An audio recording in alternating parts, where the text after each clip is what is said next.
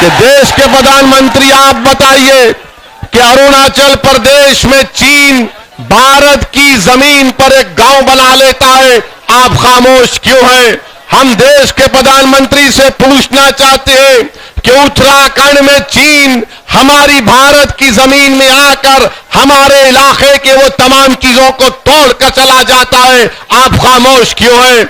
हम देश के प्रधानमंत्री से पूछना चाहते हैं कि लद्दाख में, डेमचौक में, डेप्सांग में चीन की फौज हमारी जमीन पर कब्जा कर कर बैठी है, देश का प्रधानमंत्री खामोश क्यों है? प्रधानमंत्री देश ये जानना चाहता है, जिस तरह आपने पाकिस्तान में घुसकर हमला किया, आज आप चीन पर भी हमला करिए, बताइए अपनी बहादुरी को। देश के प्रधानमंत्री नरेंद्र मोदी अपनी जबान से ये बार बार हमने सुना पार्लियामेंट के चुनाव के वक्त कि घर में घुस के मारेंगे, आज चीन हमारे घर में घुस के बैठा है। प्रधानमंत्री चीन को भी निकाल कर फेंकिए, ये देश आपसे मुतालिबा करता है, मगर देश के प्रधानमंत्री चीन का नाम लेने से डरते हैं, चीन का नाम लेने से डरते हैं और देश की जनता को धोखा दे रहे कि हमने चीन के ऐप बैन कर दिए। प्रधानमंत्री का यह बात सच नहीं है नरेंद्र मोदी कि भारत और चीन का ट्रेड $100 बिलियन का हो चुका, हम 60 बिलियन का चीन से इंपोर्ट कर रहे हैं। मेरे अजीज दोस्तों और बुजुर्गों, ये तालियां मारने के लिए नहीं कह रहा हूं, आपको पैगाम दे रहा हूं कि चीन से हम 60-70 बिलियन का इंपोर्ट कर रहे हैं। कौन सा चीन से नरेंद्र मोदी और बीजेपी मुकाबला कर रही है? मेरे अजीज दोस्तों और बुजुर्गों, तीसरी बात यह है कि यहां पर हज हाउस है, आला हजरत के नाम से आज वो हज हाउस को ताला डाल दिया गया। एनजीटी का ऑर्डर आया, क्यों नहीं योगी आदित्यनाथ की सरकार उस एनजीटी के ऑर्डर के खिलाफ जाती है? क्या नदी के किनारे और गंदगी नहीं हो रही है? क्या क्या नहीं निकलता? मगर हज हाउस नहीं होने की बिना पर गाजियाबाद और मीरठ की जनता को बड़ी मुश्किल उठाकर यहां से दिल्ली एयरपोर्ट जाना पड़ता है। मेरे अजीज दोस्तों और बुजुर्गों, तीसरी बात जो मैं आप तक पहुंचाना जरूरी समझता हूं, क्या आप सुनने तैयार हैं? अभी चलिए, मैं बोलने तैयार हूं। बारिश जैसा बरसेगी, मैं भी ऐसा बरसूंगा अपने अल्फाज के जरिए से इंशाअल्लाह ताला। और हम जब बरसते हैं अल्लाह के करम से तो छतरी की जरूरत नहीं पड़ती आपको। ये हमारे मजलिस के मुखालिफिन और खास तौर से यहां के विधायक का नाम असलम चौधरी ने कहा। असलम चौधरी ने बड़ी बड़ी बातें की मजलिस इत्तेहादुल मुस्लिमीन के बारे में। असलम चौधरी, तुमको अब तक किसी एक मर्द मुजाहिद से वास्ता नहीं पड़ेगा इंशाअल्लाह ताला। तुमको ये कई बड़ी बड़ी बातें करते हैं वाहियात किस्म की, हम इनको बताना चाहेंगे, इन तमाम सेकुलर पार्टी को बताना चाहेंगे कि इंशाअल्लाह ताला इस विधानसभा से, यहां से मजलिस का उम्मीदवार यहां से एमएलए विधायक बनकर जाएगा इंशाअल्लाह ताला। यह आपका जज्बा देखकर, यह आपकी मोहब्बत देखकर, यह आपकी वाबस्तगी देखकर, यह आपका बेनफ्स होकर एक बारिश हो रही है और आप यहां पर खड़े हुए हैं, वो इस बात का पैगाम देती है कि इंशाअल्लाह ताला मजलिस इत्तेहादुल मुस्लिमीन की कामयाबी को, मजलिस के उत्तर प्रदेश में बढ़ते हुए कदमों को अब कोई सियासी जमात नहीं रोक पाएगी इंशाअल्लाह ताला। मेरे अजीज दोस्तों और बुजुर्गों, गाजियाबाद जिले में 5 विधानसभा है, 5 विधानसभाएं। मैं आपको ये इसलिए बताना जरूरी समझता हूं कि मजलिस के ऊपर इल्जाम लगाया जाता है कि मजलिस खड़े रहेगी तो वोट डिवाइड होगा। हम इनसे पूछना चाहते हैं कि पिछले पार्लियामेंट के चुनाव में समाजवादी और बीएसपी ने मिलकर मुकाबला किया, क्या आपने पार्लियामेंट के इलेक्शन में बीजेपी को वोट दिया आपने? क्या आपने पार्लियामेंट के इलेक्शन में मोदी को वोट दिया? क्या योगी को वोट दिया? तो फिर कैसे बीजेपी कामयाब हुई बताइए? कौन जिम्मेदार है इसका? मेरे अजीज दोस्तों और बुजुर्गों, मैं आपको बताने आ रहा हूं कि इस विधानसभा के चुनाव में अगर उत्तर प्रदेश का मुसलमान मुत्तहिदा तौर पर अपने वोट का इस्तेमाल करेगा तो यकीनन इंशाअल्लाह ताला उत्तर प्रदेश के मुसलमानों की ताकत इन तमाम पार्टियों को नजर आ जाएगी। अगर आप मुत्तहिदा तौर पर अपने वोट का इस्तेमाल मजलिस के हक में करेंगे तो आपके वोट की कीमत बढ़ेगी, आपकी ताकत की और आपके वोट की अहमियत बढ़ेगी। इसीलिए मैं आपसे गुजारिश करने आया हूं कि आप मुत्तहिदा तौर पर आने वाले विधानसभा में मजलिस के हक में अपने वोट का इस्तेमाल करिए। सुनिए मेरी इस बात को, गाजियाबाद विधानसभा में कांग्रेस और सपा ने मिलकर इलेक्शन लड़ा था ना पिछले बार। अब आप सुनिए हकीकत क्या है। कांग्रेस और सपा के लोगों को कालिया भट्टा, गुलजार कॉलोनी, हिंदुन विहार, इस्लाम नगर से 19,000 वोट मिले और बीजेपी को सिर्फ 1200, मगर बीजेपी जीत गई। अब आप बताइए, बीजेपी को 25,000 वोट विजयनगर से, मिर्जापुर से। अब यह आप जानते हैं कि विजयनगर, गुलजार नगर के हालात क्या है, क्यों जीती बीजेपी वहां पर? बताओ सपा और कांग्रेस वालों, इनके पास कोई जवाब नहीं है। मोदी नगर विधानसभा, अब्दुल वहाब चौधरी साहब वहां पर 60,000 वोट से हार गए। 2012 में कांग्रेस और आरएलडी ने इसको यहां से जीता था। बीजेपी से उस वक्त 8% वोट ली थी 2012 में मोदी नगर विधानसभा से। आप सोचिए कि 5 साल में 2012 और 2017 आने तक बीजेपी को 50% वोट मिला। 8.5% से बीजेपी को 50% वोट कैसे मिला? तो मालूम हुआ कि गोविंदपुरी, हरमखपुरी, इन तमाम इलाकों से बीजेपी को वोट मिले और 2000 वोट से वहां से बीएसपी को शिकस्त मिली। तीसरी विधानसभा है सहियाबाद विधानसभा, यहां से अमरपाल शर्मा 2012 में बीएसपी के जीते थे। अमरपाल साहब एसपी और कांग्रेस में चले गए और बीजेपी और से हार गए। बीएसपी के जलालुद्दीन साहब तीसरे नंबर पर आए। मेरे अजीज दोस्तों और बुजुर्गों, बीजेपी ने 2012 में 99,000 वोट मिले थे। 2017 में बीजेपी को 2,65,000 वोट मिले। क्या मैं तो नहीं उड़ा ना? कैसे मिले बीजेपी को बताइए आप? मुरादनगर विधानसभा है 2012 में, आपने देख लिया। फिर लोनी विधानसभा है, जाकिर साहब एमएलए थे 12 में, 17 में हार गए। 2012 में बीजेपी को 48,000 वोट मिले 2017 में। और बताइए इतनी बड़ी तादाद में बीजेपी को वोट कैसे मिलते हैं? मेरे अजीज दोस्तों और बुजुर्गों, आपको मैं बताना चाह रहा हूं कि आपको मुसलमानों को बहलाया जाता है, फुसलाया जाता है, धोखा दिया जाता है कि मुत्तहिदा वोट का इस्तेमाल करो।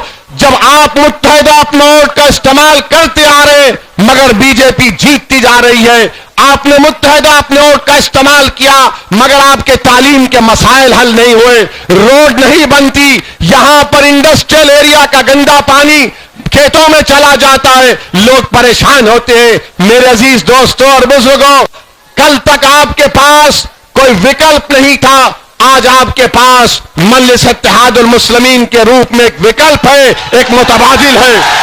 मैं आपसे गुजारिश करने आया हूं कि मुत्तहिदा अपने वोट का इस्तेमाल करिए, डरने और घबराने की जरूरत नहीं है। अब के बार हम जरूर कामयाब होंगे, जीतेंगे और उत्तर प्रदेश की विधानसभा में जाएंगे। मेरे अजीज दोस्तों और बुजुर्गों, आज हमने अखबारात में पढ़ा मीडिया ने बताया कि देश के प्रधानमंत्री अब उत्तर प्रदेश में आज कुछ 6 या 7 मेडिकल कॉलेज का इफ्तिताह कर रहे हैं। मोदी जी 5 साल खामोश बैठे और गाजियाबाद की एक महिला का भी जिक्र नरेंद्र मोदी ने किया था अपनी मन की बात में। क्या कहा था नरेंद्र मोदी ने कि मुझे वो मां के ऊपर बड़ा फख्र है जिसने कोविड हुआ तो अपने आप को अलग रखी अपने बच्चों को बचाने के लिए। मोदी जी, क्या आपने उत्तर प्रदेश में ऑक्सीजन दी? क्या आपने उत्तर प्रदेश में कोविड की दवाएं दी? क्या आपने पहली वेव के बाद दूसरी वेव आते वक्त आपने क्या वैक्सीनेशन का इंतजाम किया? नहीं किया आपने। और आज नरेंद्र मोदी जाकर 6 मेडिकल कॉलेज का संगे बुनियाद रख रहे हैं। हम नरेंद्र मोदी जी से पूछ रहे हैं कि 5 साल से ये बाबा की सरकार है, 5 साल से बाबा की सरकार है। क्या आपको नहीं मालूम देश के प्रधानमंत्री के कम्युनिटी उत्तर प्रदेश में public primary health care centre में 4,509 डॉक्टर की सैंक्शन स्ट्रेंथ है। बाबा ये तो बताओ कि कितने डॉक्टर काम कर रहे हैं? सिर्फ 1344 काम कर रहे हैं। 2,297 डॉक्टर नहीं है तो बाबा क्या कर रहे हैं? मोदी जी क्या कर रहे हैं? बाबा से आप जाकर पूछेंगे, बाबा ये प्राइमरी हेल्थ केयर सेंटर में 2200 डॉक्टरों की सैंक्शन स्ट्रेंथ है, आपने इनको तकर्रुर नहीं किया, इनको नहीं रखा, तो बाबा बोलेंगे डॉक्टर का नाम बदल दूंगा मैं, ज्यादा बोलेंगे तो ठोक दूंगा मैं। आप अंदाजा लगाइए कि उत्तर प्रदेश में सिर्फ 6% ऐसे घर हैं जो किसी हेल्थ इंश्योरेंस हेल्थ स्कीम से कवर्ड हैं। और ये बड़ी बड़ी बात करते हैं बीजेपी वाले, आयुष्मान भारत, आयुष्मान भारत।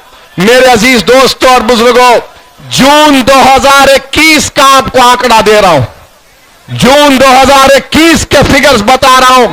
उत्तर प्रदेश में आयुष्मान भारत में सिर्फ 975 लोगों को ट्रीटमेंट मिला जून 2021 तक, और सिर्फ 1500 लोगों को स्कीम में टेस्ट किया गया जून 2021 तक।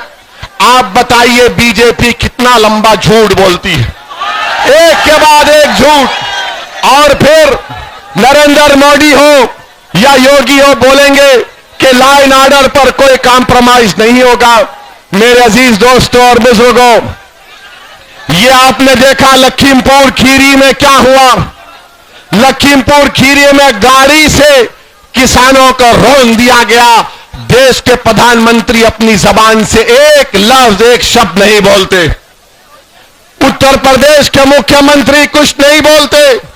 इसलिए उत्तर प्रदेश के मुख्यमंत्री ने तो अपनी तकरीर में कहा था कि जो अब्बा जान बोलने वाले थे लेकर जाते थे। हम उत्तर प्रदेश के मुख्यमंत्री से दोबारा पूछ रहे हैं, योगी आदित्यनाथ से पूछ रहे हैं, देश के प्रधानमंत्री से पूछ रहे हैं कि बताओ मोदी जी और योगी जी, आप आशीष के अब्बा को क्यों बचा रहे हैं? आप आशीष के अब्बा को क्यों बचा रहे हैं? इसलिए बचा रहे हैं कि आशीष का ताल्लुक एक आलाजात समाज से, प्रकाश से है। अगर आशीष का नाम अतीक होता तो अब तक उसको ठोक दिया जाता या बुलडोजर उसके घर पर चला दिया जाता। मेरे अजीज दोस्तों और बुजुर्गों, ये हकीकत है। ये लखीमपुर का वाकया उत्तर प्रदेश के मुसलमानों को समझना पड़ेगा। आपको ये बात अपने जहनों में बिठाना पड़ेगा कि जिस समाज के पास ताकत होगी उसको बचाया जाएगा, क्योंकि आशीष का ताल्लुक एक ताकतवर समाज से, इसलिए देश का प्रधानमंत्री उसके बाप को मिनिस्ट्री से नहीं हटा सकता। आशीष का ताल्लुक जिसने गाड़ी चढ़ाकर 5 किसानों को मार दिया, उस घरों में अंधेरा कर दिया, बहनों को अपने भाई से महरूम कर दिया, एक ज़ईफ बाप को अपने नौजवान बेटे से महरूम कर दिया। मोदी जी और योगी जी उसको बचा रहे इसलिए कि उस समाज के वोट को हासिल करना है। बताओ उत्तर प्रदेश के मुसलमानों, क्या तुम्हारे खून की कीमत है? क्या तुम्हारे जज्बात की कीमत है? आज कोई नहीं बता रहा है। जितने एनकाउंटर योगी सरकार में हुए, मैं फिर से कह रहा हूं, 37% मुसलमानों को गोली मार दी गई, जेल में गोली मार दी गई, घरों को तोड़ दिया गया। मगर अब तक आशीष, जिसकी गाड़ी से 5 लोग मर गए, ना उसके घर पर बुलडोजर गया, ना उस पर कुछ हुआ, वो जेल में आराम से बैठा है, नाश्ता करते हुए जेल में आराम से सो रहा है। मेरे अजीज दोस्तों और बुजुर्गों, मेरी आपसे गुजारिश है कि आप मुत्तहदा तौर पर अपने वोट का इस्तेमाल करिए। डरने और घबराने की जरूरत नहीं है। मैं भी आपके सामने खड़ा हूं। मैं भीगने के लिए तब तैयार हूं तो आपके लिए मरने के लिए भी तैयार हूं। मैं यहां पर, याद रखिए, असदुद्दीन अवैसी उत्तर प्रदेश अपनी, हाँ सुनिए, असदुद्दीन अवैसी यहां पर अपनी मकबूलियत में इजाफा करने के लिए नहीं आया है। असदुद्दीन अवैसी आपको नेता बनाने के लिए आया है। असदुद्दीन अवैसी आपका हक दिला कर रहेगा इंशाअल्लाह ताला। मैं यही चाहता हूं कि उत्तर प्रदेश में मुझसे ज्यादा काबिल मुसलमानों की एक लीडरशिप पैदा हो, आजाद लीडरशिप पैदा हो, जो आपके मसाइल की तर्जुमानी कर सके, जो आपकी तकलीफ को समझ सके, जो नौजवानों के ख्वाबों को पूरा कर सके। मेरे अजीज दोस्तों और बुजुर्गों, मिलकर हमको आगे बढ़ना है। हम किसी समाज के खिलाफ नहीं हैं, हम किसी मजहब के खिलाफ ना थे ना रहेंगे। हमारी लड़ाई इंसाफ की लड़ाई है। हम हिस्सा चाहते हैं, हिस्सेदारी की हमारी लड़ाई है। हमको हमारा हिस्सा मिलना चाहिए। उत्तर प्रदेश में 19% मुसलमान हैं और 9% पर यादव का मुख्यमंत्री बन जाता है। कितने ठाकुर हैं, योगी मुख्यमंत्री बन जाते हैं। ये आपको सोचना है, आपको फैसला करना है। याद रखिए, दर्द हमारे पेट में हो रहा है तो अजवान हमको खाना पड़ेगा। मेरे अजीज दोस्तों और बुजुर्गों, आखिर में मुझे यहां पर कहा गया कि किसी का नाम लेकर कहो। क्या कहा आपने? सुनो, तुम एक फिल्म स्टार के बेटे की बात कर रहे हो तो सुनो मेरी बात को। क्या उत्तर प्रदेश की जेलों में 27% मुसलमान जेल में नहीं है? उनकी बात कौन करेगा? फिर कौन करेगा उनकी बात? कौन करेगा उनकी बात? और तुम एक उस बच्चे की बात कर रहे हो जिसके बाप के पास ताकत है, दौलत है, मगर जो गरीब मुसलमान के पास न दौलत है न ताकत है, जिसकी मां अपने बेटे की जवानी को बर्बाद होते जेल में देख रही है। मैं क्यों बोलूं? मैं अपने भाई के बारे में बोलूंगा, मैं अपने बेटे के बारे में बोलूंगा, उसके बारे में बोलूंगा जिसको बेजुबान कर दिया गया। उसके बारे में सोचो। मेरे अजीज दोस्तों और बुजुर्गों, 27% under trial prisoners Uttar Pradesh की जेलों में मुसलमान हैं। कौन रोएगा उनके बारे में? क्या आपको मालूम कि CAA का एहतजाज हुआ, 20 मुसलमानों को गोली मार दी गई, 20 मुसलमानों को योगी की सरकार की पुलिस गोली मार दी गई। मैं उन गोली मारने वाले पुलिस के आलादारों को भी कहना चाह रहा हूं, तुमको जमीन की सरकार तो बचा रही है, आसमान और जमीन का मालिक तुमको नहीं बख्शेगा इंशाअल्लाह ताला। तुमने जिन बाप और माओ को अपनी औलाद से महरूम किया, इंशाअल्लाह अल्लाह उनसे इंसाफ करेगा, अल्लाह उनसे इंसाफ करेगा। और मेरे अजीज दोस्तों और बुजुर्गों, आज सर सैयद की यौम पैदाइश है। जिसने अलीगढ़ मुस्लिम यूनिवर्सिटी की बुनियाद रखी, उसका कायम किया। मैं आपको बताना चाह रहा हूं कि सरकार अलीगढ़ मुस्लिम यूनिवर्सिटी को भारत के संविधान की दफा 30 के तहत माइनॉरिटी कैरेक्टर उसको नहीं देना चाहती है। हम आज के इस जलसे से मोदी सरकार से मुतालबा करते हैं कि अगर आप सबका साथ, सबका विश्वास, सबका विश्वास की बातें करते हैं तो अलीगढ़ मुस्लिम यूनिवर्सिटी को उसका माइनॉरिटी स्टेटस बहाल करना चाहिए। सर सैयद को खराज अकीदत पेश करना है तो एएमयू का माइनॉरिटी स्टेटस हमको हासिल करना है। मेरे अजीज दोस्तों और बुजुर्गों, मेरे गयूर नौजवान साथियों, मैं आपको दिल की गहराइयों से सलाम करता हूं, आपका शुक्रिया अदा करता हूं। अस्सलाम वालेकुम व रहमतुल्लाहि व बरकातहू।